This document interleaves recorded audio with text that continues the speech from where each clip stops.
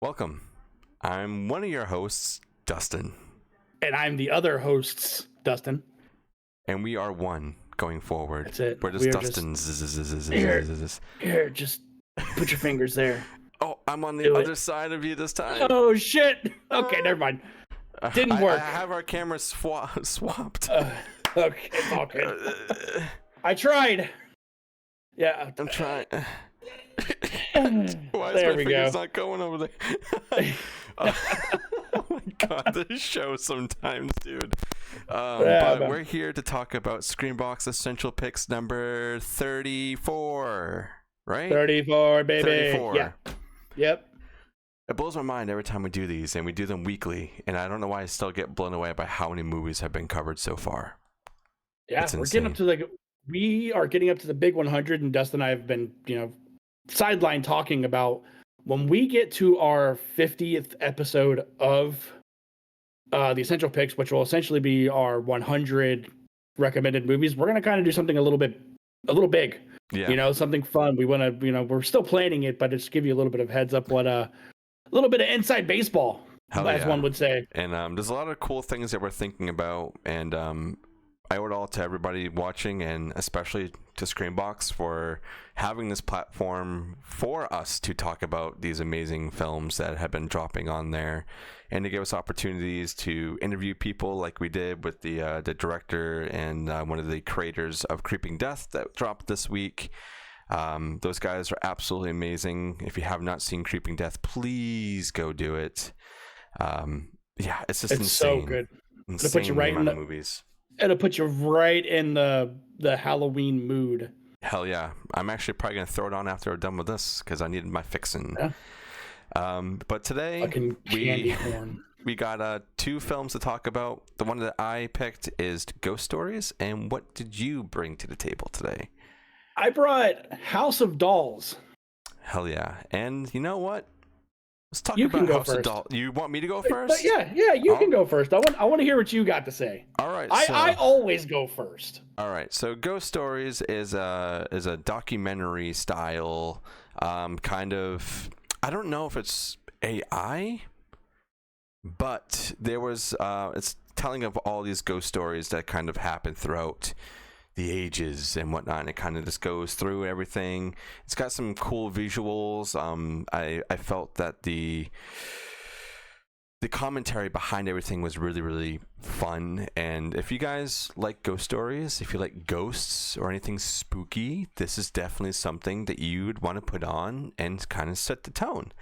I enjoyed watching this. It's a very short film. It's about 40 minutes, and it's super duper fun. It's a breeze, yeah. Super fun. I enjoyed it. I don't really have anything to add on to amp it up any more than it already can amp itself up. If you like documentaries, you like hearing about the history of things that have kind of been in the world for thousands of years, check this one out. Ghost Stories. Yeah, what I liked about it was the literal layer unfolding that the whole movie did.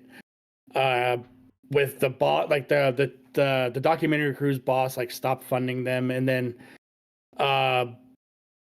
we meet this girl, and the girl, like after we meet her, shit starts unfolding, dude. And I loved, like, it was one of those very first movies that I had like a realization where I literally watched myself figure out this movie before the movie was over. Hell yeah, dude. And I dug it. I dug that we didn't get to see too much of the spook until the very end, which made it a little bit impactful. And yeah, like you said, the commentary's fun. The camera crew is great, dude. I love those guys. Hell yeah. They were pretty fun. So. Hell yeah. So definitely check that one out. And what about your film? You want to do the Rotten Tomatoes and all that stuff? Or? You know what? Nah, right. We'll skip this episode. All right, man. So I brought House of Dolls. The trailer for it looked fucking tight. That's what sold me on it. Yeah. I was like, all right, I watched the trailer. I'm like, this looks pretty good. And because I had changed it. I'm really good at changing my movie up until like the day before I have to record. So like, I'll figure out what I want to do. I had a couple titles down, and then I watched the trailer for this, and I was like, Okay. Yeah. No, that's the one. That's the one I'll watch. It's newer on SCREAMBOX. It's a slasher, and what happens is these three girls, their father passes away, but leaves them money, but they have to find it in this dollhouse that he built in a real life-sized house. All while that's going on, you have this person walking around in a ski mask killing people, targeting, and Dee Wallace is in the movie. You know, she's always a pleasure to see. But the big reveal at the end, like the who done it part, I was like, I don't even know who that is. I was right there with you, man. I was like, I briefly remember this guy. He was. Are we spoiling or no? No, we can touch on it. That's fine. That's fine. So they throw you off though. So like Dustin just alluded to, it is a guy. Yeah. But the killer, when you see the killer with the pink head, the pink ski mask on, has D cups, and that's how the killer's throwing them off. They think it's a woman. Yep. But it's not. So, I don't know, dude. Like I don't know.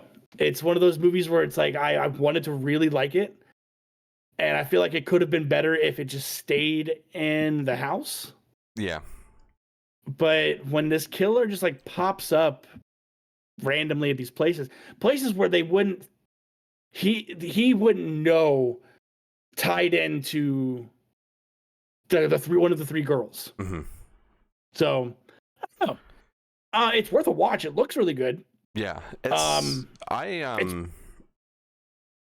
So I watched it today before we started doing this, and there was definitely some parts of it I was like, oh, it's really campy. It's a super campy film. Maybe I love campy. Camp. I love camp, but it's just one of those. Yeah. Yeah. I thought the get up for the killer, I was like, oh, I like that, but I'm getting like kind of discount Pinhead vibes. It's like Intruder. Yeah. Yeah. Stuff like, which I didn't mind, you know, like it leather jacket, leather pants, pink ski mask. Wasn't mad at it. It's a striking image, like the title card, the thumbnail on SCREAMBOX is a striking image. Oh yeah, it's beautiful. It's beautiful, yeah. And there's some really fun parts in this film. There's also some moments where you're like, oh, okay, we're doing this. But as a slasher film, you know, is it really in that kind of genre? I feel like we've kind of drained the well of what we can do to make things fresh.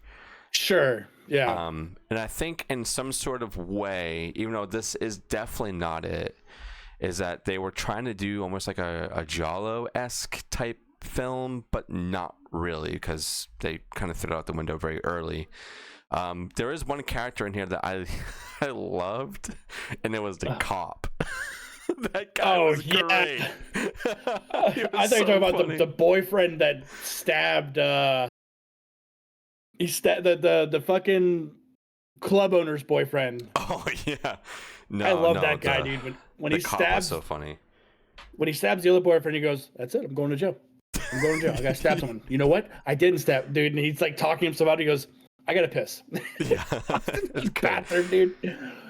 There's a lot of good moments like that. Like I said, it's definitely worth the watch. I mean, you see it once, you know, and then that'd be that. But I'm definitely not here to shit on any movies. No. But it was one of those, like I said, the trailer looked really, really good. Yes. And we do recommend it. I feel like if it stayed in the house, it'd be a different story. Or if we met the killer before the reveal. But my wife was watching it with me, dude, and the part when the final girl like runs out of the house, right? And she's being chased, I'm like, she's literally taking those stairs step by step. Like, that's the slowest run down stairs I've ever seen. Yeah, there was some funny, goofy stuff at the end, even like her running like, oh, no, don't catch me. Dude, when she's booking it and you can clearly tell whoever's wearing that mask is running faster than she is, dude. Yeah. Oh, my God, man. Yeah. But anyways, it was fun. Like I said, it's a fun little slasher if you're in the mood for something different or refreshing, a slasher you haven't watched before, check this one out. It might be a new favorite. I don't know. Yeah, who knows? But that's why we're here highlighting these movies, and hopefully you'll pick some out of the bunch that we are highlighting and saying these are essential, that you add into your list and be like, hey, I got a group of friends. You guys want to watch this? I feel like either one of these would have been amazing for you to do that with. Oh, you can easily slap these movies on at a party and have a good time. Hell yeah. But that's pretty much it for our essential picks. You know, we always keep these nice, short and sweet and straight to the point. I'm really excited for what's going to be coming when we finally nail down this episode 50. There's a lot of really cool shit in the works, man. Oh yeah. Hell it's yeah. It's gonna be well worth the wait. Yes, and we're getting to it really fast. Mm-hmm. Maybe even before the end of the year. That's how fast it's coming, man. Yeah. But thank you guys so much for being here as always. We really, really, really like the support that you guys are giving us, and get all these early on Patreon, or wait until they launch on either Monday or Thursday. Essential picks usually get launched on Thursday, and then our main episodes are on Monday. If we have an extra one, maybe we'll throw it on a weekend. But share it around, comment, let us know down below if you've seen any of these movies, if you'd recommend them, or, you know, I keep asking, send us some other recommendations that you'd like to see in these shows, because there's a lot of movies on SCREAMBOX, and there might be some that we are just overlooking. So, some hidden gems, man. Yeah, absolutely. Send them our way. Hell yeah. So that's all we got for today, and we'll see all you guys on the next one. Later.